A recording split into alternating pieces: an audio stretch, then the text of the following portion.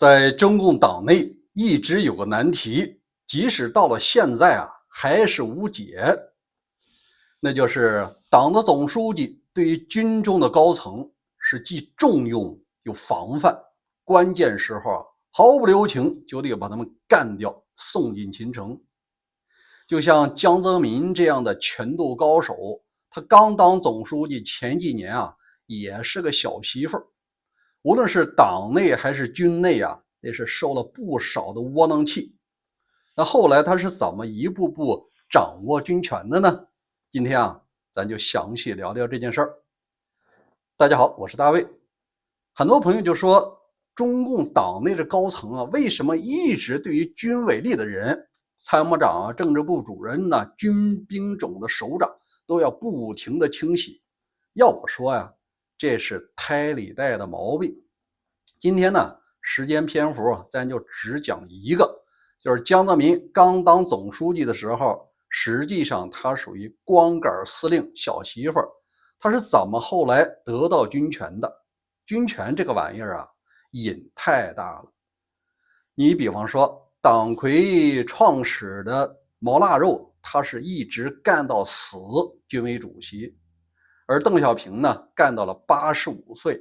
这江泽民一干就是15年。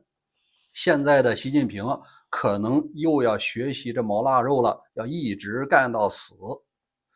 咱是把时间轴拉到1989年，学生抗议，当时的党内高层以邓小平为首，就选择了镇压。虽然说有一些赵紫阳为代表的愿意和平谈判，但事实上他们并不掌握军权。最后这个在邓小平家里开了一个扩大会议，这事儿就定下来了。这就是震惊中外的6·4惨案。今天呢，我们主要聊另外一个话题，就是江泽民被从上海调到北京以后，担任了总书记。他一开始就是一个小媳妇儿。你看军内和党内都受气。咱们先说一下当时的政治局常委，江泽民、李鹏、乔石、李瑞环、朱镕基、刘华清、胡锦涛7个人里边，只有他一个心腹，就是从上海带过来的这个担任副总理的朱镕基。人大委员长、政协主席还有那个副主席都不是他的人，所以在党内他属于少数。你比如说开会的时候，这个总理李鹏就说了，这事儿你有没有征得过老同志的同意，要不要询问一下邓小平同志？你看，作为一把手总书记总理就可以挑战你，因为这个总理在你当总书记以前，人家就已经是总理的，人家这总理是邓小平给的，而不是你江泽民给的。那咱们再说军内，在军内他会面临2座大山，因为他一天兵都没当过，也没有任何军衔。这个军委主席更多的是象征意义。你比如说吧，党内的2大副主席都不是善茬。第一个，排名第一的副主席刘华清，这个是邓小平的老秘书，53年前人家就已经当过秘书了。刘华清呢，在1937年担任八路军129师的这个司令部秘书。你想一下司令部跟谁服务那就是刘伯承、邓小平。应该说他的直属首长是刘伯承，但是邓小平看上了你当什么秘书跟我干，搞政工吧。所以第2年他就把他升为政治部宣传处处长，然后旋即再转年他就成了政治部主任，手里就掌握实权了，管所有干部的考核与晋升。所以你看，他当了邓小平50多年的秘书当然后期一直在国防部干的也都是肥圈。他管什么呢？刘华清一直是管海军，担任过海军司令，同时后来又担任过国防科工委的负责人，就是武器的研发采购。你想，这都是权力大、油水厚的活。所以他担任第一副主席，本质上就是这个邓小平的军中代言人。而且这个刘华清啊有另外一个角色，那就是他在6·4镇压期间担任戒严部队的总指挥，就是干脏活啊，他手上可是沾了不干净的东西的。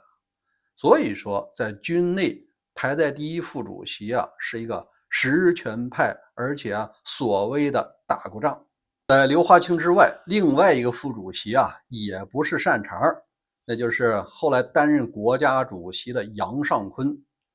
这老杨也是军中的老油子，在毛泽东延安时期他就担任秘书长，解放后啊一直担任中办主任，在领导身边晃悠的人。再后来啊他有个非常厉害的弟弟叫杨白冰，当时担任军委秘书长，掌握日常事务的实权。所以说对于江泽民来讲，这两个副主席，一个曾经所谓的打过仗，当然是对内，第二个呢是老油子，你说你作为军委主席说话能算数吗？他们有句万能的口号，就是这事儿最好请示一下老主席，那就是85岁的邓小平。所以咱们总结一下，江泽民在刚刚当总书记的前几年，无论是在政府、党内还是军内啊，他都没有自己人，说不上话。他很清楚啊，原因就是你这个老邓还活着，我就只能是纸面上的一把手，我就没有军权。在党内你要没这个，就像他的前任赵紫阳一样，轻易就被换掉的。你看邓小平92年南巡的时候啊，就向他喊话，谁不改革谁下台。这一招呢就把老姜吓坏了，因为实质上这个邓小平确实想要换他，但是陈云劝他说，你都换了要第3任总书记了，算了吧，别再折腾了。所以说啊，这才留下这个江泽民，让他进行改革。那江泽民既然看透了，在党内你只要站得稳，你必须得把这个军权拿到，而军权目前啊他没份儿。所以说啊，他用了2招。第一个呢就是断了军队的财路。咱必须说一下啊，在老年的时候老姜说过，我干过3件事，其中第3件事呢就是军队一律不得经商。你看起来呢是整顿军队，但本质上它是能够获得军权。在这儿我们必须得交代一个背景，在1985年的时候，邓小平和这个当时的政府啊开了一个会，出了一个暂行规定，军队可以经商。那冠冕堂皇的理由就是说咱们要节省军费，给老百姓啊省省军费。你听起来是不是高大上啊？但实际上他是靠这种腐败啊培植自己的力量。那咱们看一下，只要这口子一开啊，军队它就不光是一个打仗的机构了，它很快的做大，它就膨胀成党内一个重要的山头，既有枪，它又有钱，它完全可以啊架空党中央的。那我们看看当时经商啊有多么厉害和荒诞。首先啊，你军委里边的3总部啊已经开始成立公司了。总参的公司叫保利公司，这公司现在还在呢啊，搞外贸也搞房地产，是中国排名前10的房地产公司。总政呢成立的叫凯利公司，总后成立的叫做新兴公司，科委成立的叫小丰公司。3总部1科委，你都有公司了，下边的大军区呀，一直到这个军师甚至是团都成立自己的实体。虽然说它名义上叫自负盈亏，独立经营，但是你别忘了，这些带枪的家伙如果说放开做生意了，他专捡着那利润高的活干。而且啊，他们是坐山吃山，是靠水吃水。陆军主要干什么呀？那肯定是黄赌，赌他倒是不敢碰，黄什么呀？夜总会。很多陆军的招待所啊就开始装修成夜总会了。会议室改成夜总会吧，这玩意儿赚钱快。为什么呀？当地的公安根本他就不敢管，你是公安局局长，你敢查军办的夜总会吗？来了不打坏你吗？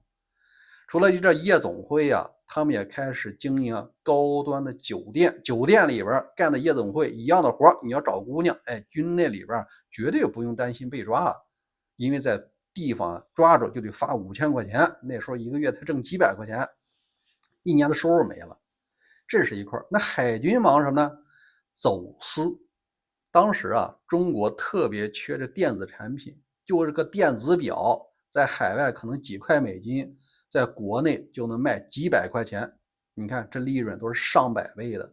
那国内肯定是严加控制，但是军队可以通过军舰进行走私。除了电子表啊，还有一些这个高端精密的设备，然后再卖给国内老百姓，赚的可都是大钱。那其他部门啊，人家就各显神通了，比方说成立了北方工业和南方工贸，专门啊卖军火。这军火主要是卖给一些第三世界国家，所以你看，军队啊，名义上所谓省了国家的这个纳税人的这个军费，但事实上，这些人到处搞钱，这个钱赚的谁的钱？赚的是中国老百姓的，而且呢，挤压了民营企业的生长空间。你给他怎么竞争啊？你给他旁边开个酒店，绝对把你挤垮，对吧？因为人家不用担心被查。你说走私，民营企业敢干吗？他敢干，他有军舰啊，有大炮啊。所以江泽民啊，看到这一点，军队绝对不能做大，变成国中之国啊。在这儿我插一句，你看现在伊朗的三军啊，其实它的竞争力不如另外一个武装，叫做伊朗伊斯兰革命卫队。伊朗伊斯兰革命卫队啊，是直接听从最高领袖的，总统都无权管理他。而且他不光打仗，他还深入到地方的行政与金融、医疗、通讯系统。大型公司你得专门留个董事会席位给这个伊朗伊斯兰革命卫队代表，而且这个代表有一票否决权。他不光打仗，他到处捞钱。你看，当时如果江泽民不叫停啊，现在的人民解放军可就是一个国中之国了。是一个特殊的强力利益集团，既有钱，他又有枪。那怎么来断掉？他就提出来，军队不能经商。他自己人微言轻啊，就开始用谁的力量呢？用了原来的国防部长张爱萍，而且张爱萍啊，在军内有一定的影响力，到处做工作，他获得了元老的支持。第二啊，他也开始收集自己的人马，然后呢，看你们在经商过程中出现了各种问题，包括黄的问题、赌场的问题、走私的问题啊，直接端到政治局常委会上，你们看着办，军队必须收敛。所以说啊，那时候真正背后大老板发起军队经商邓小平已经80多岁了，已经管不过来了，而且晚年呢，他患了那个帕金森，浑身都哆嗦啊，话都说不利索了。所以说，明显啊，影响力在下降。军中的老人一看，大老板啊，岁数都80多岁了，算了，开始要向新主子进行效忠。那当然有人不愿意效忠了，那就是刘华清。你怎么解决刘华清的问题呢？开始找他的家人。刘华清啊，有2个女儿，还有一个儿媳妇，都是做大生意的。然后呢，通过情报系统，老姜就发现，你这女儿啊，搞了一个叫广州第17办公室。这个办公室啊，干了一些活，就涉及了一些诈骗和走私了。就是买了一些地方企业的东西啊，不给钱，你去要钱的时候，你找不着这个办公室，市长、市委书记都不知道他在哪儿办公。为什么？因为他是军内的，就挂靠到你广州市，但是你市长都管不了他。除了这个女儿之外啊，还有个女儿叫刘小丽啊，一开始叫刘超英哈，那个刘小丽是吧？他常年来往于美国，而且往美国克林顿政府捐了30多万美金。这件事儿被美国的媒体爆出来了，而这件事儿作为党魁总书记的江泽民根本不知情，所以他就把这事儿做文章。你这个军委副主席的女儿，你在美国还有绿卡，而且还参与了政治献金，被人家给抓住了，而且媒体报道了，那什么意思啊？你这是要里通外国吗？所以说把这2个女儿一抓，包括做生意的儿媳妇一抓，3个亲人都在牢里，你这个军委副主席刘华清啊，就得要求情了，放人一马嘛，以后你说了算。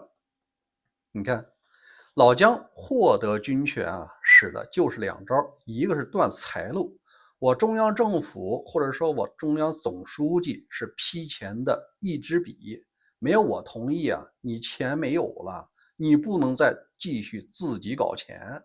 第二啊，直接搞你的亲戚，你亲戚贪污、诈骗、走私、里通外国，这都够杀头的罪过了。不杀头可以啊，你交出你的控制权，以后我说话的时候不要再抬这个邓小平了，那时候邓小平已经帕金森了。